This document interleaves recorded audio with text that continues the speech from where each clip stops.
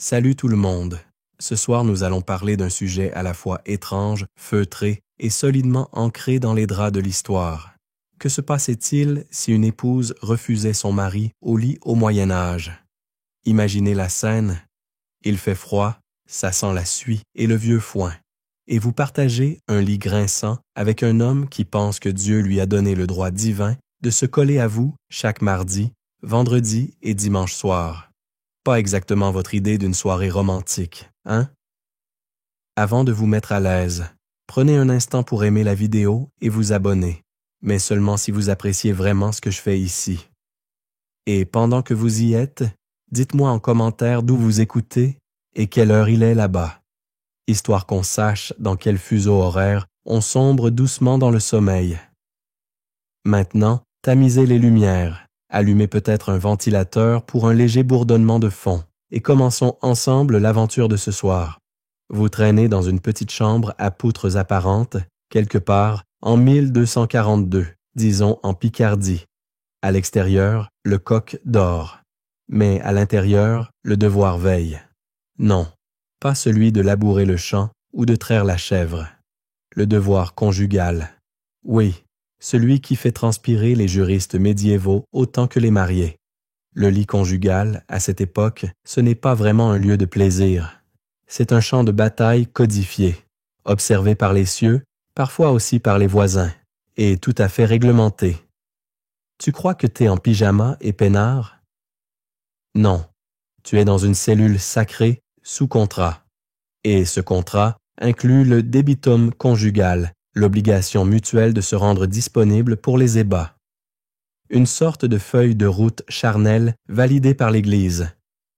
Il faut dire que dans l'Occident chrétien médiéval, le sexe est perçu comme un mal nécessaire. On ne va pas s'enflammer, hein? C'est autorisé dans le cadre du mariage, uniquement pour la reproduction, et de préférence sans trop de joie apparente. Si tu souris, tu pèches déjà un peu. Et qui s'occupe de réguler tout ça? Les autorités religieuses, bien entendu. Les évêques, les prêtres, les confesseurs, de véritables DRH du désir. L'Église établit des règles précises sur les moments interdits, pas de sexe pendant le carême, ni les veilles de fêtes religieuses, ni le dimanche matin. Le dimanche soir, c'est flou. Par contre, si ton mari insiste un mardi pluvieux, tu n'as aucune clause d'échappatoire.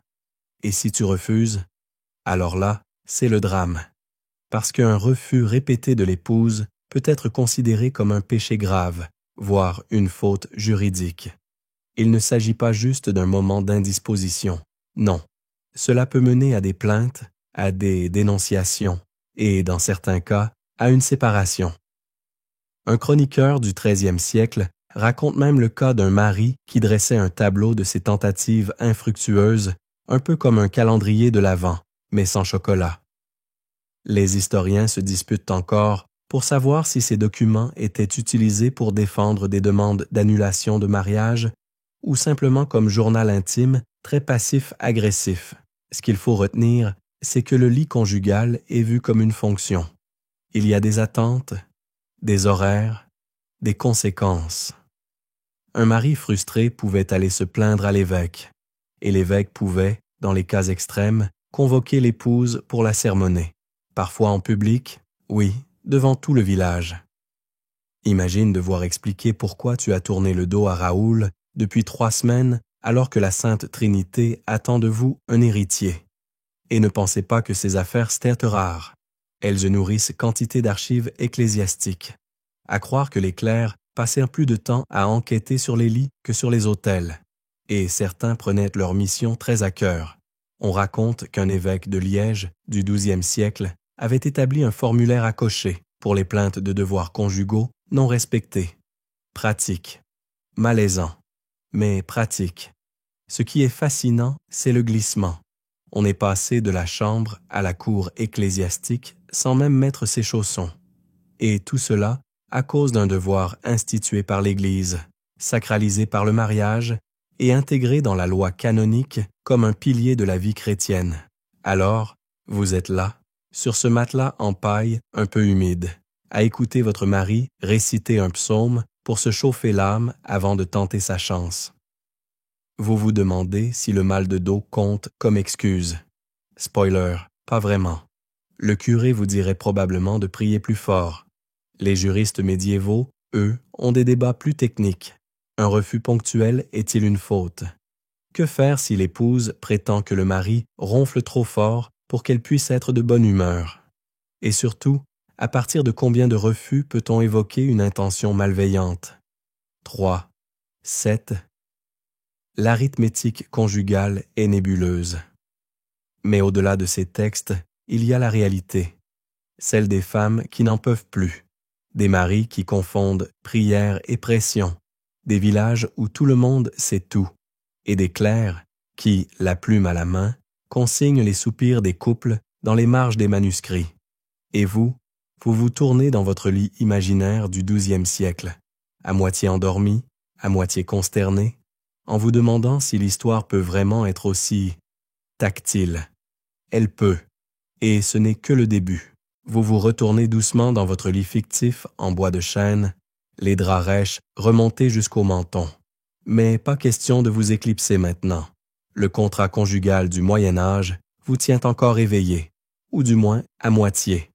Et justement, ce contrat, il ne commence pas dans la chambre. Il commence à la noce, dans une cérémonie qui ressemble à la fois à une alliance sacrée et à un accord juridique assez sec. Au Moyen Âge, le mariage n'est pas une affaire de passion. C'est un partenariat, un acte légal, et souvent une transaction entre familles. On échange des dots, on négocie des terres, et parfois on n'a même jamais vu la personne qu'on épouse avant le jour J. Surprise! Voici ton compagnon de lit pour les 40 prochaines années, peut-être plus s'il se brosse les dents au vinaigre. Et dans ce bel accord, il y a un petit paragraphe implicite, mais sacro-saint, le débitum conjugal. Une sorte de clause mutuelle non négociable qui exige que chaque époux se rende disponible pour l'autre. Physiquement, régulièrement. Même les jours où le potage était trop salé. Alors vous êtes là, tout fraîchement marié, avec votre contrat dans l'air, pas sur papier, on ne va pas gâcher du parchemin pour ça. Et une idée bien claire, vous devez accomplir ce devoir conjugal. Ce n'est pas un bonus, c'est une obligation spirituelle. Les historiens s'accordent à dire que cette clause était si forte que certains mariages pouvaient être annulés si l'un des deux époux refusait de l'honorer. L'Église appelait cela un mariage non consommé, ce qui donnait lieu à des discussions très techniques devant les tribunaux ecclésiastiques. L'un des moyens de preuve, la chemise tachée, exposée au matin. Oui, ça vous donne une idée du niveau d'invasion de la vie privée. Les termes de l'accord n'étaient pas symétriques. Techniquement, les deux époux devaient de s'y plier, mais dans la pratique, on sait bien qui portait les attentes et qui portait les reproches. L'homme avait le droit de réclamer, la femme avait le droit de prier très fort, que ce soit bref. Les traités de mariage du XVe siècle, comme ceux du juriste italien Giovanni d'Alegnano, parlent de ces droits dans un langage étonnamment administratif. L'acte sexuel est vu comme une dette que l'on rembourse. Vous imaginez demander un délai de paiement? Bonne chance. Et si le mari se sentait lésé, il pouvait invoquer ce contrat pour demander justice. Non pas devant un juge civil, mais souvent devant un tribunal ecclésiastique. C'était le genre de procès où les témoins décrivaient la fréquence des soupirs derrière les murs de Torchi, poétique, mais aussi extrêmement gênant. L'un des cas les plus célèbres, que vous auriez sûrement aimé ne pas connaître, concerne un couple du diocèse d'York au XIVe siècle. Le mari affirmait que sa femme refusait depuis 7 semaines de se livrer à son devoir, invoquant une étrange douleur dans l'oreille gauche. La cour, perplexe, a suggéré de consulter un médecin. Mais le médecin, tout aussi perplexe, a prescrit des saignées. On ne saura jamais si le traitement a relancé la passion. Dans certains cas, les contrats de mariage précisaient même des clauses exceptionnelles. Oui, des couples pouvaient décider à l'avance de ne jamais consommer leur union, pour des raisons religieuses. Ces mariages blancs, bénis par l'Église, étaient rares, mais réels. Le plus célèbre d'entre eux est peut-être celui de Sainte Cécile, qui aurait vécu toute sa vie mariée, mais vierge, avec la bénédiction de son mari, et possiblement de son chat. Mais la grande majorité des mariages médiévaux impliquaient, tôt ou tard, cette dette. Ce contrat tacite se doublait d'une croyance religieuse. Refuser son époux, c'était s'opposer au plan de Dieu, et parfois aux voisins qui se permettaient volontiers de commenter si un couple semblait trop calme ou si l'épouse paraissait trop reposée. Et pendant que vous vous laissez bercer par cette douce absurdité historique, un détail vous chatouille l'esprit. Qu'en était-il des couples pauvres? Ceux qui n'avaient même pas un lit, parfois seulement une paillasse dans une pièce commune avec les enfants qui ronflaient au coin du feu? Eh bien, eux aussi étaient liés par le contrat, même sans rideau ni intimité. Le devoir conjugal ne faisait pas de distinction sociale, il faisait juste preuve d'un timing douteux. Les clercs de paroisse étaient parfois appelés à rappeler à l'ordre certains couples, allant jusqu'à rendre visite le soir pour bénir le lit, tout en vérifiant s'il était bien occupé. Oui, vous êtes surveillés, même sous vos draps. Ce n'est pas tout à fait l'ambiance Netflix. Les historiens se disputent encore pour savoir dans quelle mesure ces clauses étaient réellement appliquées ou si elles restaient théoriques dans la majorité des cas. Certains soutiennent que la peur sociale suffisait à maintenir les couples en conformité. D'autres avancent que ces textes reflètent surtout les fantasmes de contrôle de l'Église, plutôt que la réalité intime des foyers. Mais qu'importe, vous êtes là, bercés par les murmures d'un contrat oublié, à mi-chemin entre un serment sacré et un formulaire de consentement rempli à la plume d'oie. Et ce n'est que le début de vos aventures dans la bureaucratie des draps. Vous ouvrez un œil dans la douce pénombre médiévale de votre imagination. Quelque part, un cochon grogne dans la cour, et dans un petit village de Dordogne, au bord d'un ruisseau paresseux, Jean le meunier vient de franchir une ligne. Il en a marre, Jean. Cela fait 6 mois, dit-il. 6 mois que son épouse, Marguerite, refuse de faire son office de nuit. Et pour Jean, ce n'est plus une simple contrariété, c'est un scandale.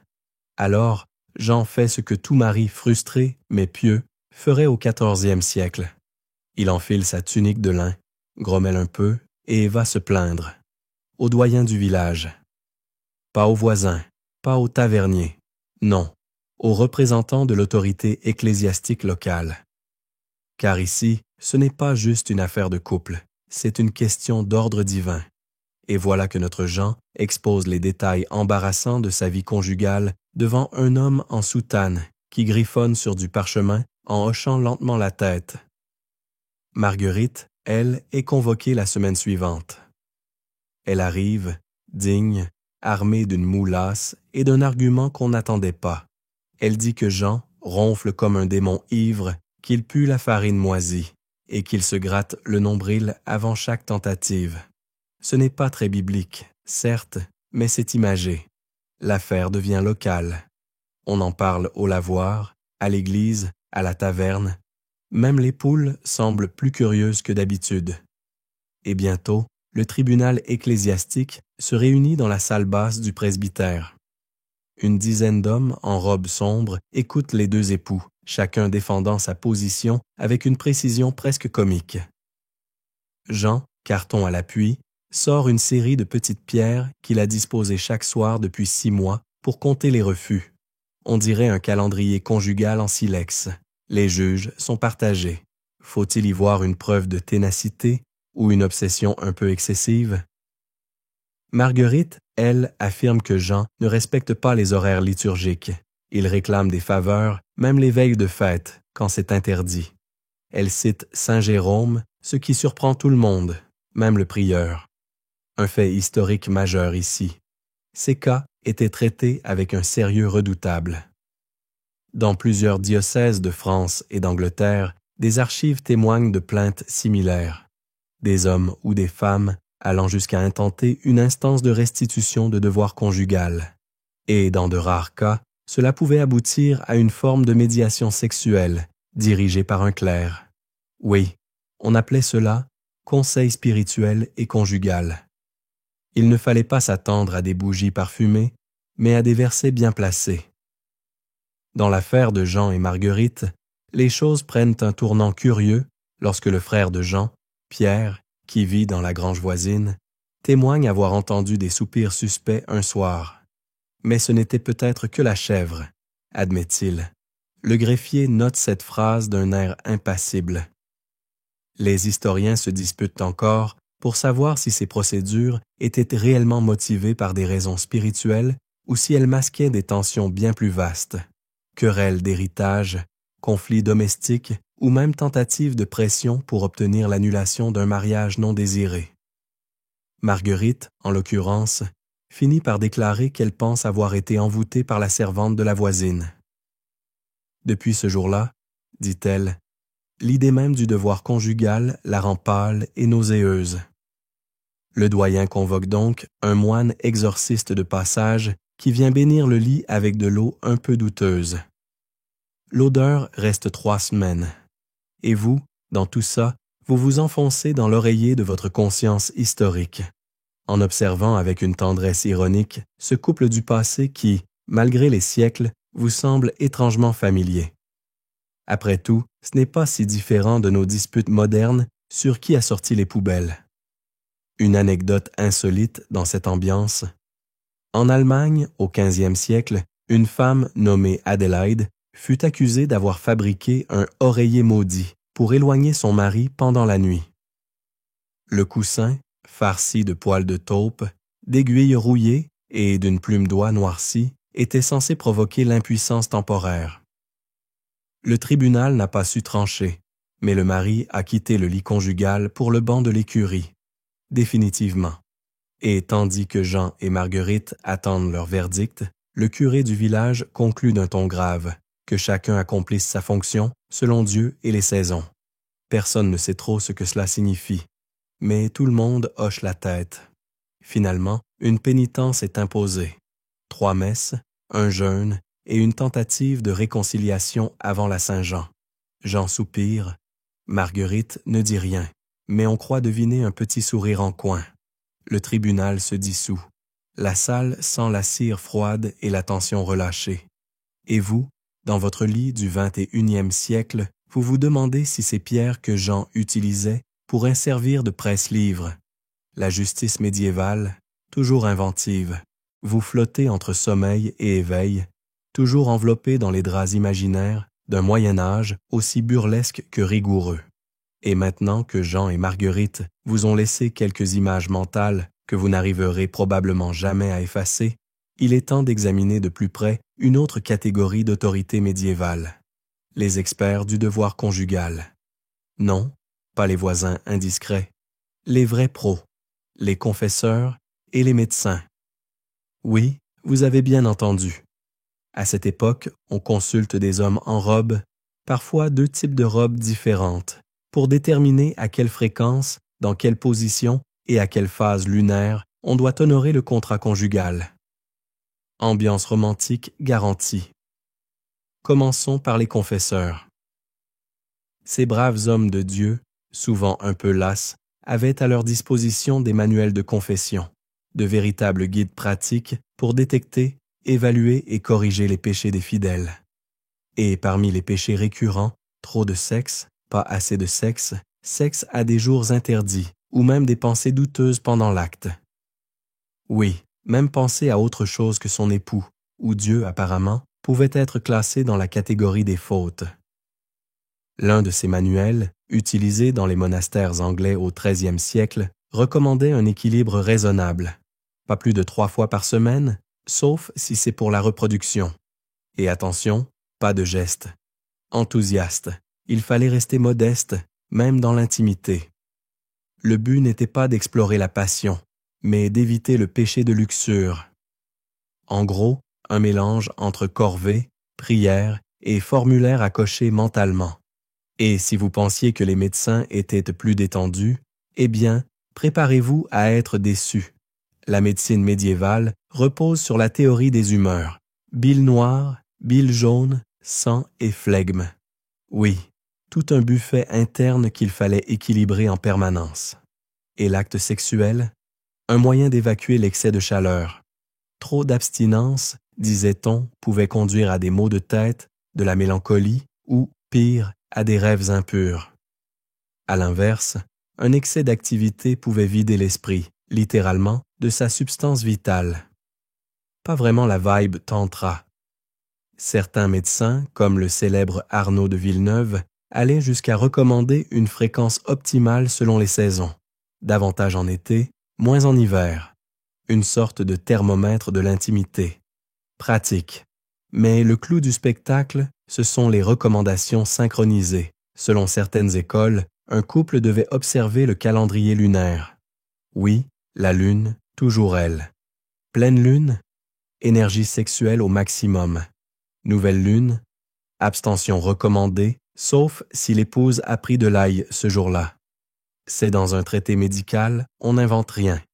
Et vous êtes là, à mi-chemin entre fascination et fou rire, imaginant ce couple médiéval, chandelle vacillante à la main, feuilletant un vieux grimoire pour savoir si ce soir est un bon soir ou un risque de déséquilibre bilieux. Une anecdote savoureuse ici. Dans un monastère italien du XIVe siècle, un frère médecin aurait été convoqué par une noble dame convaincue que son mari allait mourir s'il ne s'unissait pas avant la fin du carême. Le diagnostic, trop de sang chaud. Le traitement proposé, une exception liturgique, à huis clos. On ignore si le mari a survécu, mais le frère médecin a reçu une donation suspectement généreuse l'année suivante. Les historiens se disputent encore pour savoir si ces prescriptions étaient réellement suivies par les couples ou s'il s'agissait plutôt d'un folklore médical partagé au coin du feu. Certains textes semblent très théoriques, mais d'autres montrent que des nobles, voire des marchands aisés, s'appuyaient sur ces conseils comme sur des manuels de vie domestique. Et entre les confesseurs qui rappellent que trop de plaisir égale trop de péché, et les médecins qui affirment que trop de retenue égale trop de bile noire, le couple médiéval se retrouve à marcher sur un fil tendu entre vice et maladie. Vous imaginez maintenant un pauvre mari essayer d'expliquer à sa femme que c'est pour l'équilibre de ses humeurs qu'il insiste ce soir. Ce qui ressort de tout cela, c'est l'étrange mélange entre spiritualité, science balbutiante et un soupçon de superstition. Et au cœur de cette alchimie étrange, l'épouse, souvent en position d'écoute passive. Mais parfois, certaines trouvent des moyens de reprendre le contrôle. On y reviendra. Pour l'instant, vous flottez encore dans les vapeurs d'un encens un peu trop fort, avec en tête une phrase tirée d'un de ces traités médicaux. Un homme déchargé de ses fluides dort mieux. Ce n'est pas très poétique, mais peut-être que ça explique pourquoi vous commencez à somnoler. Et pendant que les clercs consignent, que les médecins prescrivent, et que la lune continue son cycle au-dessus des toits de chaume, vous vous enfoncez un peu plus dans les méandres cotonneux de cette étrange justice des corps. Vous êtes encore là? C'est bien. Vous tenez le rythme mieux qu'un scribe bénédictin après 6 verres d'hydromel. Et ce soir, alors que vous vous affaissez un peu plus profondément dans votre lit, sans plume de taupe ni oreiller maudit, espérons-le, vous découvrez une vérité, un brin grinçante du Moyen Âge. Refuser l'autre au lit pouvait être un péché. Oui, un vrai. Étiqueté, consigné, confessé. Imaginez ça. Votre époux revient du champ, couvert de poussière, les pieds en compote, mais le regard rempli d'une ardeur liturgiquement correcte. Et vous, tout ce que vous souhaitez, c'est une infusion de thym et un moment de silence. Pas de chance, car dans l'esprit des clercs médiévaux, refuser sans raison valable, c'est saboter le plan de Dieu. La pensée dominante, forgée entre les lignes des pères de l'Église et les marges des tribunaux ecclésiastiques, c'est que le mariage est là pour contenir la luxure. Donc, si tu refuses, tu ouvres la porte aux démons. Pas symboliquement, vraiment. Pour beaucoup, le refus conjugal, surtout s'il est répété, entraîne le risque de fornication hors mariage, voire d'adultère, et donc de damnation. Le concept de péché d'omission prend ici tout son sens. Ne pas faire quelque chose de bien peut être aussi grave que faire quelque chose de mal. Et ça inclut le fait de ne pas honorer son mari. Ce n'est pas très sexy comme formulation, mais à l'époque, on n'est pas là pour vendre du romantisme. On est là pour éviter l'enfer. Une anecdote croquante. Dans une abbaye de Bourgogne, une jeune épouse fut convoquée par le chapitre local pour avoir déclaré en confession qu'elle faisait semblant de dormir dès que son mari la touchait. Le confesseur, horrifié, considérait cela comme une fraude spirituelle. Elle a dû réciter 3 psaumes par jour pendant 1 mois et se montrer plus disponible. Un combo pénitentiel assez rare, mais attesté. Et si l'on pousse un peu, ce refus pouvait même être considéré comme une cause de nullité du mariage. Si un des époux refusait continuellement le devoir conjugal, l'autre pouvait demander à l'Église d'annuler l'union. Oui, une sorte de divorce avant l'heure, mais très lent, très lourd et rarement accepté sans preuve solide. Et par preuve solide, entendez souvent des témoignages, des lettres, voire des objets suspects laissés sur le pas de la chambre. Les historiens se disputent encore pour savoir si cette interprétation sévère du refus était autant une arme morale qu'un outil social. Était-ce vraiment la spiritualité qui motivait ces sanctions? Ou plutôt un moyen pour l'Église de garder un œil sur l'intimité des fidèles? Certains chercheurs affirment que cela permettait de contenir les tensions domestiques dans un cadre contrôlé. D'autres y voient un simple reflet de la peur cléricale du désir incontrôlé. Mais vous êtes là, allongé tranquillement, observant ce panorama mental dans lequel le lit devient confessionnal et le soupir devient preuve. Il y avait aussi des exceptions. Si l'époux avait commis des violences ou s'il avait été infidèle, certaines juridictions admettaient que l'épouse puisse se refuser à lui jusqu'à réparation. On voit donc émerger, très timidement, une forme de reconnaissance du tort subi. Mais ce n'est pas une norme, c'est une brèche. En Espagne, au XIIIe siècle, un texte juridique évoque un cas où une femme fut autorisée à ne plus céder au devoir parce que son mari puait comme un pourceau sans ablution. Oui, c'était l'argument officiel, et visiblement, ça a suffi. Autre situation où le refus était toléré, pendant les grandes fêtes religieuses, pendant les temps de jeûne, ou si l'un des deux avait prononcé un vœu temporaire de chasteté, avec accord mutuel. Mais attention, cela devait être consigné et souvent approuvé par l'autorité ecclésiastique. Pas question de déclarer soudainement un vœu personnel au beau milieu du lit, sans préavis, surtout si c'est juste parce que vous avez mangé trop de ragoût de haricots. La théologie morale médiévale est pleine de ces subtilités absurdes, et elle imprègne chaque recoin de la vie quotidienne. Ce qui se passe, ou ne se passe pas, entre 2 époux devient une affaire communautaire, presque publique. Alors vous êtes là, les yeux à demi clos, pensant à cette société où même vos silences sous la couette pouvaient être jugés, et un frisson vous parcourt. Pas de peur, juste de reconnaissance que vous vivez à une époque où personne n'interroge vos choix intimes au confessionnal. Du moins pas trop souvent. Et à mesure que vous vous laissez bercer par cette étrange rigueur médiévale, vous vous demandez combien de fois un simple « pas ce soir » a déclenché une vague d'indignation canonique. Une époque rude, pleine de contradictions, mais parfaite pour vous endormir doucement. Vous entendez la pluie douce tomber sur les toits de chaume d'un village oublié, quelque part entre 1270 et 1350. C'est la nuit, bien sûr, parce que toutes les histoires deviennent plus intéressantes quand le soleil dort. Et ce soir, on entre dans une zone plus grise, plus insaisissable, celle des excuses acceptables, ou pas, pour esquiver le devoir conjugal. Parce qu'évidemment, tout le monde n'a pas toujours envie. Même au Moyen Âge. Mais dans une époque où le lit est sanctuarisé par la loi divine, on ne pouvait pas simplement dire « j'ai eu une longue journée ». Non. Il fallait une raison solide, idéalement validée par un confesseur ou un manuel théologique. Alors, qu'est-ce qui fonctionnait? Quels étaient les jokers acceptés dans la partie du devoir conjugal? Spoiler, Le mal de tête classique n'arrive qu'en milieu de classement. En tête de liste, il y avait les interdits religieux. Si vous étiez en période de jeûne liturgique, carême, avant, certaines vigiles, l'Église vous recommandait l'abstinence. Pas forcément par bonté spirituelle, mais parce qu'un corps trop engagé dans le plaisir risquait de relâcher sa vigilance contre le péché. Viennent ensuite les raisons médicales. Si l'un des deux époux souffrait d'une maladie visible ou perçue comme transmissible, le refus devenait compréhensible.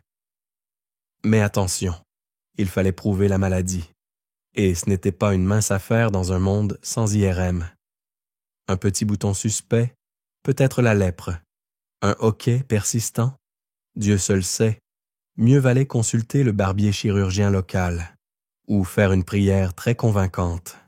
Et puis, bien sûr, il y avait les démons du soir, littéralement. Certaines croyances médiévales soutenaient que des entités maléfiques pouvaient hanter les nuits des couples pieux. Une épouse pouvait affirmer qu'un démon lubrique, un incube, selon les classifications en vigueur, l'avait visitée récemment, la laissant épuisée ou terrifiée, voire non disponible. Oui, c'était une excuse officielle dans certains procès ecclésiastiques. Et, croyez-le ou non, ça passait parfois. Les historiens se disputent encore pour savoir si ces récits d'incubes étaient des stratégies conscientes ou le reflet de réelles croyances populaires. Certains y voient une forme de résistance féminine codée, un moyen de reprendre du contrôle dans un système oppressant. D'autres pensent que les gens y croyaient sincèrement. Et puis, il y a ceux qui trouvent que l'idée d'un démon invisible et lubrique est juste trop pratique pour être honnêtement invoquée. Plus prosaïquement, l'un des motifs les plus efficaces pour éviter les ébats conjugaux restait la menstruation. L'Église, influencée par des textes anciens, considérait les femmes impures durant cette période. L'acte sexuel était fortement déconseillé et, dans certaines régions, carrément interdit. Certaines femmes poussaient même cette excuse au-delà des 7 jours réglementaires, arguant d'un cycle capricieux ou influencé par la lune et les vents. Une sorte de météo corporelle difficile à contester. Un cas amusant survient dans un petit bourg normand au XVe siècle. Une épouse, Agnès, explique à son curé que depuis qu'elle a touché une relique de Saint Clément, son cycle s'est déréglé à tel point qu'elle ne sait plus quand elle est impure ou non. Le curé, visiblement dépassé par cette biologie miraculeuse, décide de recommander une abstinence complète. Le mari n'a jamais été aussi pieux de sa vie. Et que dire des vœux pieux temporaires? Parfois, un époux, ou plus souvent, une épouse, déclarait vouloir se consacrer à la prière pendant quelques jours. Silence, isolement, abstinence. Cela pouvait être sincère, ou une forme très polie de « pas ce soir, je suis avec le Seigneur ». L'Église acceptait ces vœux, si le conjoint était d'accord. Sinon, eh bien, retour à la case confession. Mais toutes les excuses ne passaient pas. Se dire fatigué? Pas suffisant. Être de mauvaise humeur? Un argument dangereux. Et prétendre qu'on n'aime plus son mari? Carrément hérétique. L'amour conjugal, même tiède, devait être considéré comme un lien sacré, indépendant des émotions volatiles. Une anecdote savoureuse pour pimenter tout ça. Un confesseur dominicain raconte le cas d'un mari particulièrement crédule qui s'est vu refuser pendant 2 mois l'accès à la couche conjugale parce que sa femme avait, selon elle, vu un corbeau se poser sur le toit, signe d'abstinence recommandé dans son manuel personnel de superstition. Le confesseur a répondu que les corbeaux n'avaient pas autorité canonique et que le mari pouvait légitimement insister, après s'être lavé. Mais parfois, l'Église intervenait directement. Des clercs étaient envoyés pour examiner les litiges conjugaux. Et par examiner, on entend interroger, inspecter la chambre, poser des questions très gênantes sur les habitudes nocturnes. Une forme de thérapie conjugale, sans consentement. Et vous dérivez lentement vers le sommeil en imaginant ces couples du passé, assis face à un curé à la barbe blanche, tentant d'expliquer pourquoi Ce soir encore, ça ne va pas être possible. Une toux feinte, un regard vers la fenêtre, une chandelle qui vacille, tout pour éviter le sujet. Mais il revient toujours, ce devoir sacré, comme un notaire obstiné. Le feu crépite doucement dans l'âtre. Il éclaire à peine les murs entorchis de cette maison médiévale, mais vous, bien au chaud sous vos couvertures modernes, vous entendez encore les rumeurs du village. Elle refuse son mari. Et dans un monde où l'intimité est rarement privée, ce genre de rumeurs peut enflammer plus qu'un feu de cheminée. Ce soir, vous plongez dans ce qu'il se passe après le refus. Pas dans le lit, mais dans le regard des autres. Car si une épouse ne remplit pas son office nocturne, ce terme à la fois pudique et profondément intrusif, les conséquences ne s'arrêtent pas à la porte de la chambre. Elles se répandent comme le parfum du poisson trop cuit un jour de marché. La première punition, le pilori social. Pas toujours au sens propre, quoique, mais d'abord au sens symbolique. Dans les petits villages, où tout se sait et rien ne s'oublie, les conversations s'enveniment vite. Une femme qui refuse régulièrement son mari devient rapidement la cible de soupçons. Elle n'est pas pieuse, disent les unes. Elle cache sûrement quelque chose, murmurent les autres. Elle a peut-être un autre homme, suggère la voisine en retroussant ses manches de lavandière. Et ces rumeurs n'ont rien d'inoffensif. Elles peuvent mener à une dénonciation formelle, souvent via un canal plus sournois qu'on ne l'imagine, le confessionnal. Le mari frustré n'est pas toujours le déclencheur. Parfois, c'est une amie jalouse, une belle-mère revancharde, ou même le curé lui-même qui note les absences prolongées à la messe et s'interroge sur la piété conjugale. Une anecdote historique fascinante provient des archives du diocèse de Rouen, où un prêtre signale une femme au chapitre local car son mari a été vu au cabaret plus de 3 soirs de suite. Traduction, il fuit le lit conjugal, ce qui pourrait être dû à un refus ou à une hygiène douteuse. Dans le doute, on convoque l'épouse, et elle doit s'expliquer, par écrit, parfois, devant témoins, souvent. Car oui, vous ne rêvez pas, certaines de ces affaires se réglaient en public, dans l'église ou sur la place du village, quand les circonstances étaient jugées éducatives pour la communauté, un peu comme une leçon de morale grandeur nature, et vous, spectateur anonyme dans ce décor brumeux, vous assistez à l'humiliation douce amère de la femme accusée de briser l'harmonie divine du couple. Les historiens se disputent encore sur la fréquence réelle de ces dénonciations publiques. Était-ce un phénomène isolé, amplifié par les chroniqueurs friands de détails croustillants, ou une pratique courante dans les paroisses trop zélées? Ce qui est sûr, c'est que de nombreux manuels de confesseurs incluaient des sections entières sur la gestion des conflits conjugaux, avec procédures, dialogues types et punitions recommandées. Parmi celles-ci, on trouve la prière collective de réconciliation, l'imposition d'un jeûne mutuel ou même l'obligation de réparer l'union charnelle sous supervision spirituelle. Oui, cela voulait parfois dire une bénédiction du lit conjugal, effectuée en présence du clergé, une chandelle bénite, quelques psaumes, un brin d'eau bénite sur les draps. De quoi refroidir toutes les ardeurs, mais réchauffer la réputation. Et vous imaginez cette scène absurde, digne d'une comédie à la Monty Python. Un prêtre, droit comme un if, qui entonne un Te Deum, tandis qu'un couple confus s'assied au bord de son matelas, mains jointes, yeux baissés. Le voisin de passage jette un regard discret. Le chien bâille. Un cas célèbre dans les annales anglaises évoque une épouse, Lettice de Norfolk, forcée d'assister à une messe spéciale chaque dimanche pendant 6 mois, après avoir été accusée de négligence conjugale. On lui assigna une place spéciale, debout près du chœur, face à la croix, pendant que les fidèles priaient pour le retour de l'harmonie dans son foyer. Lettice n'a jamais réintégré le banc des femmes mariées. On suppose qu'elle a trouvé cela libérateur.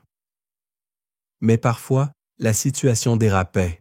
Quand l'honneur familial était en jeu, certains maris portèrent l'affaire devant le tribunal seigneurial, espérant une sanction officielle.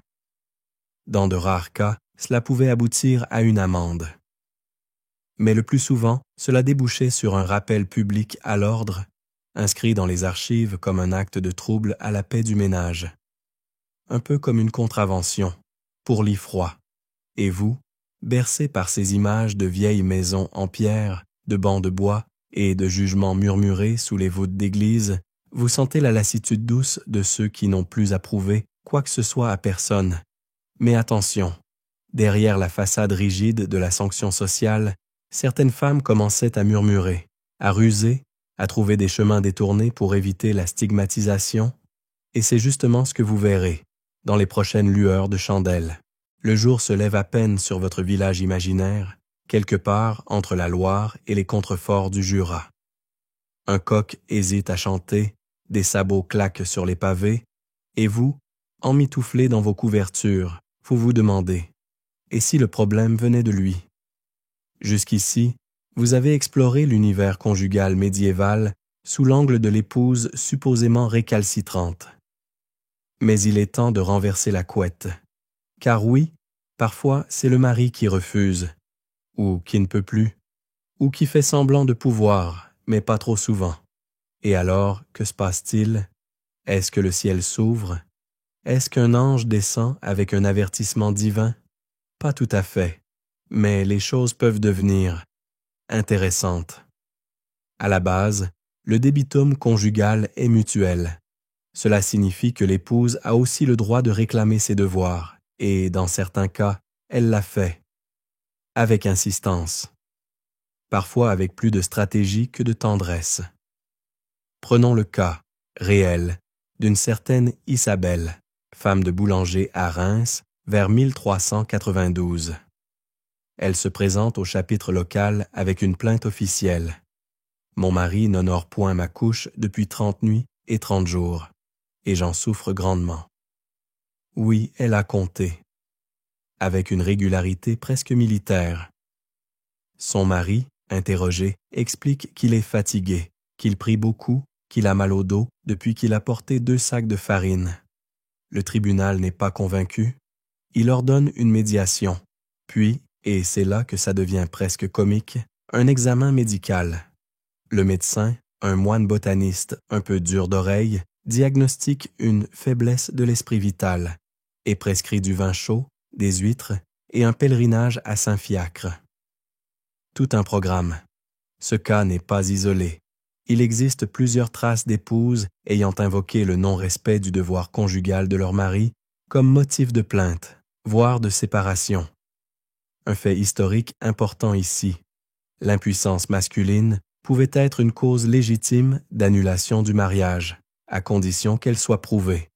Et cette preuve, mes amis, était un spectacle que vous n'auriez pas voulu voir. Les tribunaux ecclésiastiques, principalement en France, en Italie et en Angleterre, organisaient ce qu'on appelait des épreuves d'impuissance. Le mari était invité, obligé en réalité, à démontrer ses capacités dans un délai donné. Il avait parfois droit à une aide médicale à base de sirop aux racines aphrodisiaques, de massage à l'huile d'olive ou de lecture des psaumes. Très romantique. S'il échouait, on parlait alors de défaut de virilité congénitale ou spirituelle, ce qui revenait souvent à une mise à l'écart discrète. L'épouse, elle, retrouvait sa liberté. Du moins en théorie. Mais tous les cas n'étaient pas aussi tranchés. Certains hommes usaient de leur statut pour faire passer leur abstinence comme une vertu. On lit dans des sermons que certains maris, désireux de se rapprocher de Dieu, refusaient la chair de leur femme. Littéralement. Cela donnait lieu à de belles disputes théologiques. Pouvait-on être un bon chrétien tout en délaissant son épouse? Les opinions variaient, les disputes conjugales aussi. Les historiens se disputent encore pour savoir si ces refus masculins étaient des stratégies de domination, des signes de fatigue réelle ou une manière déguisée de cacher d'autres préférences. Il est difficile de trancher, mais les textes parlent, parfois à voix basse, parfois avec des éclats curieux. Une anecdote bien croustillante. En 1445, dans un petit village du Languedoc, une femme accuse son mari de ne pas la toucher depuis leur nuit de noces. Il répond qu'il a été frappé par la lumière de la chasteté. Elle suggère qu'il a plutôt été frappé par le vin et l'habitude de fréquenter un jeune apprenti. Le tribunal n'a pas voulu en savoir plus. L'affaire a été classée sans suite, mais pas sans ragot. Parfois, c'est plus simple. Le mari n'a juste pas envie. Trop de travail, trop de stress, pas assez de viande dans la soupe. Dans ces cas-là, l'Église recommande le dialogue, la prière en commun et, parfois, des lectures spirituelles dans le lit. Rien de tel pour raviver la flamme. Mais attention, si le refus du mari devenait habituel, volontaire et non justifié, cela pouvait être considéré comme un manquement grave au contrat conjugal. Exactement comme pour l'épouse. Et dans des cas extrêmes, le curé pouvait exiger une séparation temporaire, pour réflexion. Une punition douce, mais symbolique. Et vous, bercé par cette justice matrimoniale à géométrie variable, vous imaginez ce monde où l'on évaluait l'amour en nombre de nuits, d'aveux et de soupirs. Où une relation bancale devenait affaire publique, scriptée par des clercs fatigués qui n'avaient jamais connu le mariage eux-mêmes. Un monde absurde, terriblement humain, et doucement soporifique. Le soir est tombé sur votre conscience. Vous êtes encore là, demi-endormi, l'esprit flottant dans les corridors feutrés d'un passé lointain, et voici que surgit une question que beaucoup de femmes médiévales n'ont probablement jamais osé poser à voix haute, mais que vous pouvez, vous, contempler dans la quiétude de votre oreiller. Le plaisir féminin dans tout ça? Spoiler, il est là, mais à peine. Comme un murmure dans un manuscrit enluminé, car dans l'imaginaire médiéval dominant, celui des clercs, des médecins, des juristes et des prédicateurs, le plaisir sexuel de la femme est à peine reconnu. Il est souvent relégué au second plan, considéré comme accessoire, voire suspect, et quand il est évoqué, c'est généralement dans un souci d'équilibre. Pour que la semence féminine soit active dans la procréation, disent certains, il faut bien un peu de plaisir. Mais pas trop, hein? Sinon, ça vire à la luxure. Et là, c'est l'enfer. Dans de nombreux traités de l'époque, on retrouve cette idée que le plaisir féminin est toléré à condition qu'il soit fonctionnel. Pas pour le bonheur, mais pour la fécondation. Voilà une vision très orientée résultat.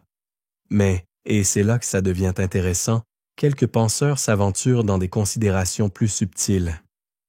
Des médecins arabes comme Avicenne, dont les textes circulent en Europe, reconnaissent que le plaisir féminin contribue à la santé de la matrice. Et certains manuscrits médicaux, traduits en latin, vont même jusqu'à décrire les zones érogènes féminines, avec une précision surprenante. Oui, ils avaient des schémas. Pas très fidèles à la réalité, certes, mais pleins de bonne volonté. Et puis, il y a cette anecdote savoureuse. Une dame noble du XVe siècle, en Espagne almohade, aurait déclaré devant une assemblée religieuse qu'elle refusait d'accomplir le devoir conjugal parce que son mari ne faisait aucun effort pour sa joie. Ce témoignage, rapporté dans un recueil juridique andalou, fut reçu avec un mélange de stupéfaction et d'amusement. Le juge aurait répondu « Le devoir est réciproque, mais l'ardeur n'est point mesurée. » Une pirouette élégante pour esquiver la question. Dans l'Occident chrétien, de telles plaintes sont bien plus rares, non pas parce qu'elles n'existaient pas, mais parce qu'on ne leur accordait pas de place dans les registres. Les femmes qui osaient parler de leur propre plaisir étaient souvent considérées comme trop libres, trop délurées, voire démoniaques. Une épouse trop enthousiaste était soupçonnée d'avoir connu d'autres hommes avant, ou pire, de lire des poèmes.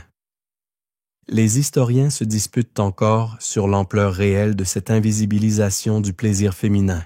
Certains affirment qu'il existait, dans les milieux populaires notamment, une forme de tendresse conjugale, plus horizontale, moins documentée mais bien réelle. D'autres pensent que l'écrasante majorité des femmes vivaient leur sexualité comme un devoir religieux et familial, sans attendre de satisfaction personnelle. Mais dans l'ombre de ces débats, quelques voix s'élèvent. On trouve, par exemple, dans des textes mystiques du XIVe siècle, des métaphores sensuelles associant l'union charnelle à une expérience spirituelle partagée. Ce sont des exceptions, mais elles trahissent peut-être une réalité plus complexe, plus nuancée que ne le laissent croire les grands manuels de l'époque. Et vous, pendant ce temps, vous imaginez cette épouse médiévale, allongée sous des draps rêches, écoutant son mari réciter un psaume, attendant que le devoir s'accomplisse. Peut-être rêve-t-elle d'autre chose, peut-être pas. Peut-être est-elle juste fatiguée. Peut-être se concentre-t-elle sur le plafond qui s'effrite un peu plus chaque hiver. Une autre anecdote, bien réelle, dans un village du Saint-Empire romain germanique, une femme aurait déposé une plainte indirecte en confession en disant que son mari entrait et sortait comme le vent du nord, rapide, bruyant et indifférent. Le prêtre, embarrassé, lui recommanda une série de prières pour l'attendrir. Personne ne sait si ça a marché. Mais la métaphore a survécu. Dans certains milieux médicaux, on admet aussi que l'absence chronique de plaisir chez la femme pouvait mener à des troubles appelés suffocation de la matrice, un diagnostic flou, souvent utilisé pour désigner des crises d'angoisse, des troubles hormonaux ou des frustrations inexprimées. Et le traitement recommandé? Parfois des tisanes, parfois un bon mari plus attentionné, et parfois une confession bien ciblée. Le plaisir féminin, au Moyen Âge, est donc un fantôme dans la chambre. Parfois évoqué, jamais revendiqué, et toujours encadré par des murs de silence, de honte ou d'ignorance bien intentionnés. Mais au fond, il suffisait peut-être d'un regard, d'un geste doux, d'un instant volé à la norme, pour que ce plaisir existe malgré tout, en secret, en marge, mais réel. Et vous, sous vos couvertures, vous souriez doucement à cette pensée. Vous somnolez maintenant à la frontière floue entre rêve et histoire, et pourtant votre esprit s'éveille doucement au charme discret d'une vérité millénaire. Là où il y a des règles, il y a des gens malins pour les contourner. Et dans le grand théâtre conjugal du Moyen Âge, certaines épouses ont développé des talents dignes des meilleurs diplomates. L'art d'éviter le devoir sans perdre la face. C'est ici que commence la parade des épouses rusées. Car non, toutes ne se soumettaient pas en silence. Certaines, sans jamais briser les règles, les tordaient juste assez pour en faire des passerelles vers un peu de liberté.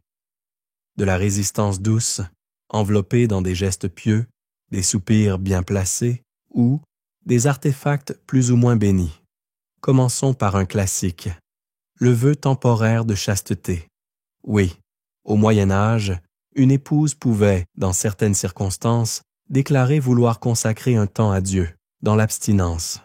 Cela devait, en principe, être accepté par le mari, mais dans les faits, il arrivait qu'une femme invoque un rêve mystique ou une inspiration divine soudaine pour faire passer l'idée. Et qui pouvait contester un songe de Sainte Agnès? Dans un village près de Dijon, une femme du nom de Berthe se déclara promise à la Vierge pour 3 cycles lunaires, après avoir aperçu une silhouette blanche dans la brume du matin. Son mari, décontenancé mais prudent, s'inclina. 3 mois plus tard, Berthe prolongea le vœu, car la brume était revenue. Coïncidence? Peut-être. Autre stratégie? La consultation des saints, en particulier ceux réputés pour leur ascétisme. Sainte Scolastique, Sainte Catherine, et dans certains coins d'Espagne, Sainte Quitterie était invoquée pour aider les femmes à purifier leur esprit, comprendre, éloigner les désirs du corps. Le mari, face à tant de ferveur, hésitait à insister. Personne ne veut être celui qui fait obstacle à une retraite spirituelle. Mais certaines allaient de plus loin, dans le domaine de l'astuce domestique. Prenez le talisman Repousse-Marie. Une anecdote croustillante venue d'Alsace rapporte qu'une épouse plaçait chaque soir, sous l'oreiller conjugal, un sachet contenant du poil de chèvre, une goutte de cire noire et une herbe amère nommée rue. Ce mélange, dit-elle, provoquait un sommeil si profond qu'il écartait toute envie charnelle. Elle ne mentait pas. Son mari ronflait si fort que même les voisins en profitaient. Efficace. Les historiens se disputent encore sur la nature de ces rituels. Relèvent-ils de la magie domestique, de la superstition païenne ou d'un folklore chrétien adapté aux besoins du quotidien. Certains y voient une forme d'autonomie féminine, déguisée mais assumée. D'autres pensent que c'était surtout un outil de dissuasion symbolique, comme mettre un panneau fermé pour rénovation sur une porte jamais ouverte. Une autre technique discrète, le transfert de lit. Dans les maisons rurales où l'espace était limité, les femmes plaçaient parfois un enfant, une grand-mère ou même un visiteur âgé dans la chambre conjugale par pure charité. L'intimité devenait alors impossible, mais socialement louable. Et bien entendu, l'enfant restait étonnamment longtemps dans le lit parental, jusqu'à ce que le mari cède ou parte dormir dans la grange. Dans un cas italien du XVe siècle, une femme parvint à convaincre son époux que leur lit était infesté d'esprits nocturnes. Elle le convainquit d'installer un petit autel à côté du sommier. Chaque soir, elle allumait 3 chandelles et chantait un psaume contre les tentations. Le mari finit par s'endormir avant même d'essayer quoi que ce soit. Mais la ruse ne s'arrêtait pas là. Certaines épouses jouaient aussi sur la symbolique religieuse inversée. Elles plaçaient des crucifix au-dessus du lit, récitaient des litanies au moment critique ou glissaient des sermons sous l'oreiller. On ne sait pas si cela dissuadait vraiment, mais ça refroidissait souvent l'ambiance. Et parfois, il suffisait de prétendre suivre les règles à la lettre, pour mieux les vider de leur sens. Une femme du sud de la France insistait pour honorer son mari uniquement les nuits strictement autorisées par les calendriers liturgiques, mais en les interprétant à sa manière. Résultat, elle réduisit leur intimité à 6 nuits par an, et le mari, trop pieux pour protester, l'accepta. Il y avait aussi l'autoprescription médicale. Certaines concoctions à base de valériane, d'absinthe ou de camomille rendaient les femmes molles, somnolentes et peu engageantes. Officiellement, c'était pour calmer les nerfs. En réalité, c'était le Xanax médiéval. Et le mari, face à une épouse ensommeillée, finissait par remettre l'affaire au lendemain, puis au surlendemain, puis à la Trinité. Et vous, là, dans la douceur d'un lit que personne ne partage sans votre consentement, vous souriez à l'idée que ces femmes ont trouvé, dans les interstices de la norme, de petits refuges de paix, pas des révolutions, pas des scandales, juste des espaces pour respirer. Dans un monde saturé d'obligations, ces stratégies étaient peut-être leur manière à elles de dire, sans le dire, ce corps est encore un peu à moi. Vous êtes presque au bout du voyage. Les bougies mentales fondent lentement, vos pensées se font lentes, cotonneuses, mais il vous reste encore une dernière pièce à explorer dans ce manoir conjugal médiéval. Et pas des moindres, la salle d'audience. Car oui, parfois, tous ces non-dits, ces stratégies d'évitement, ces soupirs murmurés sous la couette, finissaient devant un tribunal ecclésiastique. Et là, plus question de paraboles ou de gestes discrets. Il fallait tout dire, même ce que personne ne veut entendre, surtout ce que personne ne veut entendre. Vous vous retrouvez soudain dans une pièce froide, austère, aux murs de pierre nue. Une table, quelques bancs, 2 moines à la barbe longue et au regard inexpressif. Et là, un couple, lui rougeaud, elle raide comme un cierge de Pâques, qui s'apprête à discuter de leur vie conjugale. En détail, les tribunaux ecclésiastiques médiévaux avaient aux compétences pour juger les affaires de mariage, promesses non tenues, demandes de séparation, cas d'impuissance ou de refus du devoir. Les audiences étaient souvent semi-publiques, quelques assistants, un greffier, parfois des témoins, et toujours ce silence pesant, ponctué par le grattement de la plume sur le parchemin, et le ton, toujours solennel. Un frère lisait l'accusation. L'épouse, un tel, est accusée de refus habituel de l'office conjugal, ce qui nuit à la paix du ménage et ouvre la voie au péché d'adultère. Oui, rien que ça. Et ensuite, chacun devait parler. Détail à l'appui. C'est là que ça devient à la fois gênant, fascinant et légèrement absurde. Une anecdote bien réelle survient en 1437 à Liège. Un homme accuse sa femme de ne plus se retourner vers lui, même quand il tousse pour l'avertir de sa disponibilité. Elle répond que son haleine sent le navet rance. Le juge, imperturbable, note « L'odeur du souffle n'est pas justification canonique suffisante. » Ambiance. Les témoins pouvaient être convoqués, servantes, voisins, parfois même le confesseur local. Chacun devait dire ce qu'il savait, ce qu'il avait vu ou entendu. Les murs ayant des oreilles, il n'était pas rare que des discussions soient rapportées, même celles tenues en chuchotant pendant le pliage des draps. Une scène rapportée dans les archives de Limoges décrit une épouse expliquant qu'elle priait en silence chaque soir pour que son mari s'endorme plus vite. Il avait fini par le comprendre et la prenait en grippe. Elle disait cela avec des larmes, lui avec des gestes amples. Le juge, il soupirait et imposait une réconciliation sous serment, car ces tribunaux avaient leur rituel. Si l'un des deux mentait, selon eux, il risquait l'excommunication. Alors mieux valait dire la vérité, ou du moins une version suffisamment crédible. Et tout cela donnait lieu à des scènes dignes d'un théâtre kafkaïen en robe de bure. Les historiens se disputent encore pour savoir si ces audiences avaient une réelle efficacité ou si elles relevaient plus du spectacle moral. Certains pensent qu'elles servaient à remettre un peu d'ordre dans les villages, à faire peur, à montrer que l'Église vous regarde jusque sous vos draps. D'autres y voient une tentative sincère de réguler des conflits sans violence, en donnant une voix aux deux parties, dans un cadre que l'on pourrait presque appeler protothérapeutique. Et parfois, cette voix, c'est l'épouse qui la prenait, avec assurance. Dans un cas italien de 1470, une femme, Laetitia, explique qu'elle refuse son mari parce qu'il la traite comme un meuble. Elle demande au tribunal un droit de pause conjugale.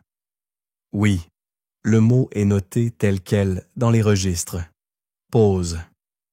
Le juge, interloqué, finit par lui accorder une abstinence raisonnable d'1 mois, sous réserve d'efforts conjoints. Un petit pas pour l'épouse, un grand pas pour le principe du consentement, mais ces cas restent minoritaires. Le plus souvent, les verdicts recommandaient une pénitence partagée, une messe de réparation et la reprise du devoir, parfois même immédiate. Il est arrivé que le juge suggère une date limite, avec un petit clin d'œil spirituel, et vous, spectateur invisible de ces joutes en habits râpés, vous sentez à la fois de la compassion et un léger sourire flotté, parce qu'il y a quelque chose d'intensément humain dans ces scènes. Deux personnes, perdues dans les normes d'une société obsédée par le devoir, luttant pour se faire entendre dans un monde où même l'intimité a des témoins. Et tandis que le greffier consigne chaque mot, chaque hésitation, chaque regard, vous vous dites que vous êtes bien, là, à pouvoir refermer les paupières, sans qu'un moine vous demande combien de fois vous vous êtes tourné vers votre partenaire cette semaine. Dormez. Ces audiences sont closes, mais l'histoire n'est pas encore terminée. Vous y êtes. Dernière station avant le silence complet. Dernière bougie mentale à souffler. Ce soir, dans cette dernière section avant le sommeil, vous découvrez un retournement fascinant. Parfois, refuser le devoir conjugal devenait une arme. Pas de celle qui blesse, non. Une arme lente, discrète, efficace. Une stratégie, une négociation. Et oui, parfois une vengeance. Dans les récits médiévaux, du moins ceux qui nous sont parvenus, certaines femmes ne se contentaient pas d'éviter les ébats. Elles en faisaient une monnaie d'échange. Quand on vit dans un monde où les femmes ont peu de droits juridiques, peu de voix politiques et pas de capital, il faut bien utiliser ce qu'on a. Et parfois, ce qu'on a, c'est le pouvoir de dire non et de s'y tenir. Prenons le cas, réel, documenté, d'une veuve remariée à Bruges, nommée Marguerite. Elle découvre que son nouveau mari dilapide sa dot au jeu. Plutôt que d'aller en justice, elle le punit comme elle peut. Plus de lit conjugal. Pendant 6 mois. Quand on lui demande pourquoi, elle répond simplement « Je n'honore point ceux qui déshonorent ma table ». Une phrase digne d'un proverbe ou d'un épisode d'émission juridique. Et cela fonctionnait, car certains hommes, surtout ceux qui tenaient à leur réputation ou à leur virilité, n'aimait pas que la chose soit sue. Une abstinence imposée par l'épouse pouvait devenir une honte publique, voire une rumeur sociale embarrassante. Il suffisait de quelques chuchotements au marché et l'on se retrouvait affublé du surnom de Jean le Délaissé ou Étienne le Froid. Aïe, dans d'autres cas, la privation conjugale devenait une négociation économique. Une femme exigeait par exemple une nouvelle cape, un banc devant le feu ou un cochon bien gras pour l'hiver, et jusqu'à obtention, silence sous les draps. Certains traités moraux s'en offusquent, bien sûr, mais ils rapportent ces cas avec un mélange d'agacement et d'admiration, comme s'ils comprenaient, malgré eux, l'intelligence derrière le geste. Une anecdote piquante nous vient de Toulouse. Une femme refuse son mari pendant plusieurs semaines en raison de dettes contractées dans le dos du foyer. Il menace de la dénoncer à l'évêque. Elle répond qu'elle ira elle-même avec les registres de compte. L'affaire s'arrête net, comme par magie. Les historiens se disputent encore pour savoir si ces résistances féminines étaient massives ou anecdotiques. D'un côté, les archives sont maigres, peu de femmes savaient écrire, peu de leurs voix ont survécu. De l'autre, la fréquence des sermons sur les épouses récalcitrantes suggère que quelque chose troublait l'ordre établi, et ce quelque chose, c'était peut-être tout simplement une nouvelle forme de pouvoir intime. Il existe même des cas où les femmes ont utilisé ce refus comme une forme de chantage conjugal religieux. Par exemple, une épouse aurait menacé son mari d'aller se confesser publiquement en déclarant qu'il insistait pour des relations pendant les jours interdits, ce qui aurait entraîné pour lui une excommunication temporaire. Il cède. Elle gagne. Il prie. Elle dort. Fin de l'histoire. Dans le monde monastique féminin, cette idée d'abstinence volontaire devient aussi un modèle d'autorité. Les abbesses, vierges consacrées et femmes saintes sont respectées précisément parce qu'elles se sont soustraites au devoir conjugal. Leur refus, loin d'être honteux, devient source de prestige. Certaines épouses reprennent ce discours à leur compte. Elles invoquent leur fatigue, leur spiritualité, leur besoin de solitude, autant de murs doux érigés autour d'un corps fatigué de céder. Et puis, dans les cas extrêmes, ce refus devenait une punition domestique. Non officielle, pas verbalisée, mais ressentie, comme un froid qui dure dans la maison. On ne se parle plus, on ne se touche plus. L'épouse ferme la porte, au propre comme au figuré. Le mari, lui, retourne au cabaret ou s'enfonce dans le silence. On entre alors dans une guerre froide matrimoniale, qui peut durer des années, ou toute une vie. Mais ce n'est pas toujours tragique. Parfois, c'est un acte de survie, une manière de dire non quand rien d'autre n'est possible, une manière d'exister, même dans l'ombre du devoir. Et vous, vous êtes là, à la lisière du sommeil, en pensant que ces femmes, invisibles, silencieuses, rusées, ont écrit une autre histoire. Pas celle des rois, ni des papes, mais celle des draps, des soupirs, des silences pleins de sens. Elles ont résisté, à leur manière, et vous leur faites une petite place dans votre rêve. Et maintenant, il est temps de s'éloigner doucement de ces ruelles pavées, de ces chambres silencieuses où tant de choses se jouaient sans bruit. Vous laissez derrière vous les bancs des tribunaux, les sermons murmurés, les draps usés par les siècles. Le monde médiéval se referme doucement comme un livre qu'on a feuilleté à la lueur d'une chandelle. Respirez. Laissez la poussière du passé se dissiper. L'histoire, ce soir, n'était pas faite de batailles ou de couronnes, mais de corps ordinaires, de vies discrètes, de femmes trop souvent oubliées, mais pas par vous. Vous les avez écoutées, et peut-être, dans le calme de votre chambre, quelque chose de leur force silencieuse vous a touché. Fermez les yeux. Le vent se calme. Les voix s'estompent. Il n'y a plus que vous, votre souffle tranquille et le doux bruit du temps qui passe sans bruit. Fin du script. Faites de beaux rêves.